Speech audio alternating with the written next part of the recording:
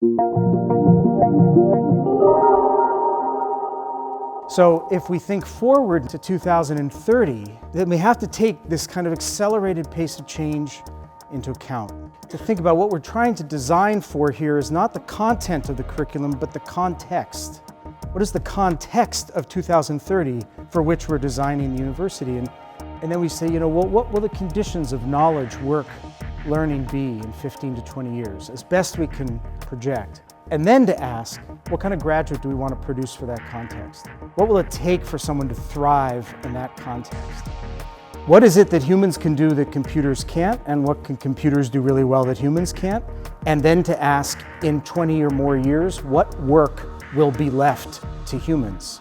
The human labor market will center on three kinds of work: solving unstructured problems, working with new information, which includes complex communication, and carrying out non-routine manual tasks. The heart of the labor market is going to center on those skills because computers are going to be doing a lot of the rest of the work. So the design question, asking what is it we want to become? What is it we want to be? What kind of university do we want to be? We already know enough about how learning takes place to know that we're kind of getting in the way of ourselves.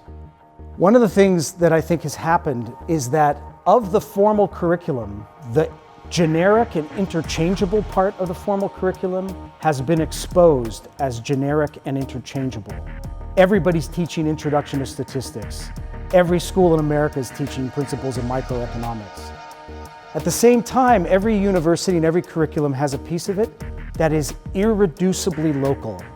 And so if I think about what is the most distinctive part of who we are, it's where the highest impact part of the formal curriculum overlays the most learning intensive, highest impact part of the co-curriculum. That's where our institutional brand and identity needs to be, and that's where our investment needs to be, where people learn to do things like engage other people, to think reflectively, to exercise judgment. That's the space where you actually form human beings. Okay? That's the locus of integrative learning. Last 20 years, 30 years have really been about the visibility of skills. That it's not just about knowledge, it's about skills, it's about literacies, it's about problem solving, critical thinking. I think the next 20 years is going to be the history of this column, right? These are the dispositions, the character traits, empathy, grit, resilience, risk-taking, curiosity, well-being. This is the column that people call soft skills. But what we're trying to produce, people who know content, know how to do things, can make judgments, have a sense of well-being, have a sense of global citizenship. That really builds off of that end and backward to this end, which is really a flip around of the way we've built our universities. Because our universities were built, you start here and you hope people come out with that stuff. To me, this is what we have to think about what we're designing for in this curriculum, right? It's at least three things that we've never really focused on as our primary purpose. This list of developmental outcomes that embeds knowledge and skills in this larger set of capacities, helping students from the very beginning engage in what it means to create knowledge, engage in knowledge communities, work on unstructured problems, engage in social learning, and then what some people like Marcia Baxter McGolder have called self-authorship. Help students really just develop a sense of who they are, move inward and outward at the same time.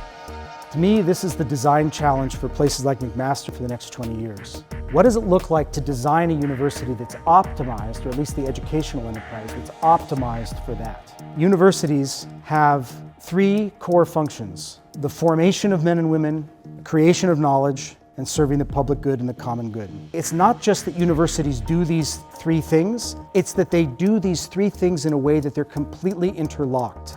There's this saying that in the 19th century, the railroads that thought they were in the railroad business went out of business. And the railroads that figured out that they were in the transportation business survived. So the challenge for universities is to figure out what business are we in? What's our version of the transportation business? Probably something like we're in the formation business, or the integration business, or the transformation business. In order to make that happen, or to design for that, we obviously need a lot to happen, but it's hard to imagine achieving that without something like learning portfolios. That's a mechanism for integration and a mechanism for allowing people to see learning whole. Students, staff, faculty.